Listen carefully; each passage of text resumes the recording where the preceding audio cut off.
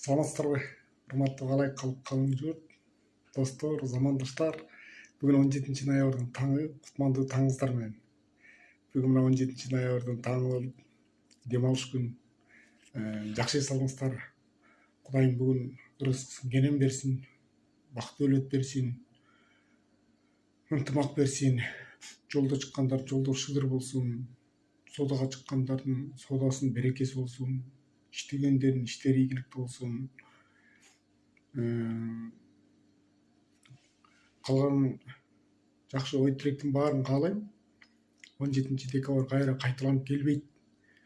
Эртең бул күндү эстегендей, эртең артта караганда бул күн бир жакшы элес калтыргандай, колдон келсе ушундай иштерди кылалы, жок дегенде бирөөгө жылмайлы, жок дегенде жакшы сөз айталы.